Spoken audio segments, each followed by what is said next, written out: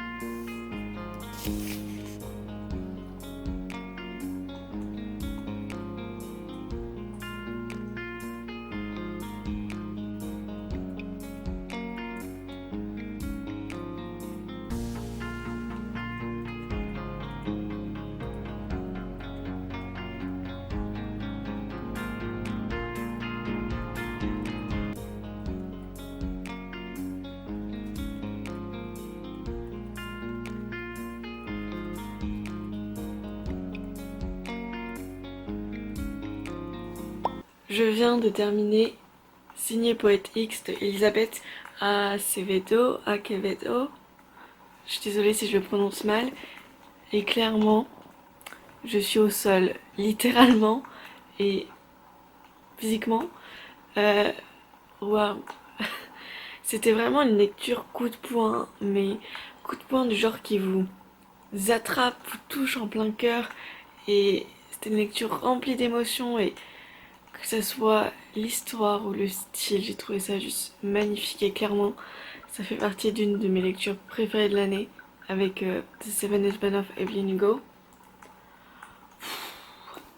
C'est intense quoi, je sens que je vais faire une petite pause et que j'ai préparé les colis pour les gagnants du concours là que j'ai fait ces dernières semaines avant de commencer l'agence Mandargas, parce que si vous ne l'avez pas encore lu, c'est un des livres de la rentrée littéraire jeunesse de cette année.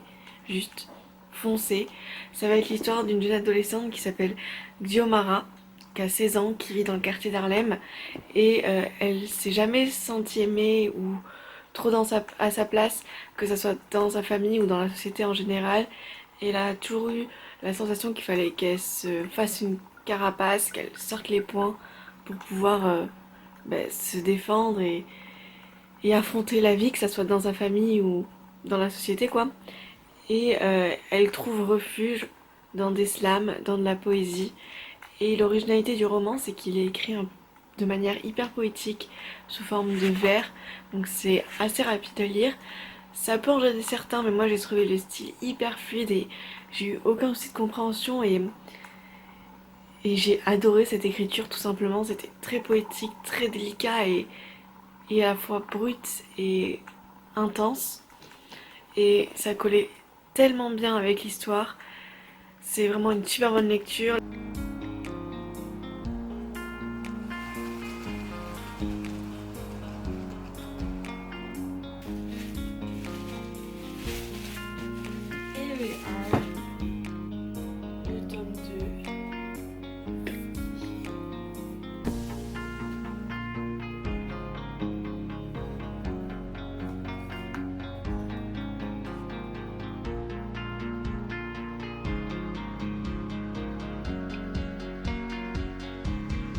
les colis, c'est fait et je vais pouvoir commencer la lecture de l'agence Pendergast. L'agence Pendergast, ça commence où on suit Sean qui est un voleur de rue. Ça se passe dans les années 1900 aux États-Unis et il va être recruté un peu malgré lui au départ par l'agence Pendergast qui est une agence secrète qui se charge de repérer et détecter tous les paranormaux, c'est-à-dire les sorcières, les vampires, toutes les créatures maléfiques qui s'introduisent sur le territoire américain et surtout d'empêcher toutes celles qui ont de mauvaises intentions.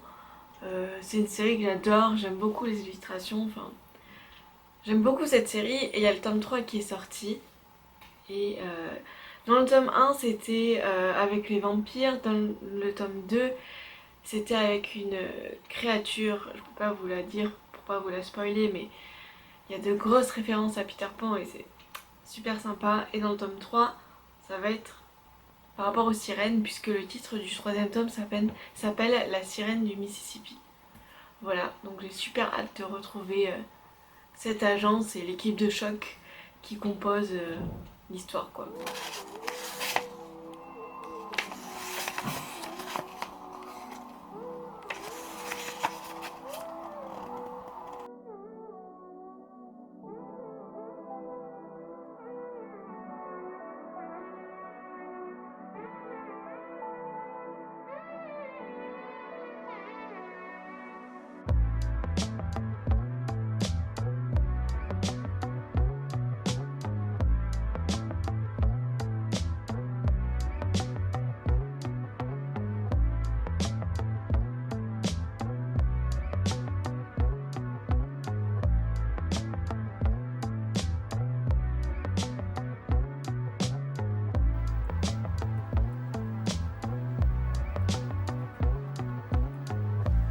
Il est déjà 16h30 et ça y est, je viens de terminer le troisième tome de l'agence Pendergast, donc La sirène du Mississippi. Ce que j'ai bien aimé dans ce tome, c'est que j'ai trouvé qu'il y avait pas mal de rebondissements, notamment sur l'identité des personnages, leur vrai visage, etc. C'était super sympa à voir.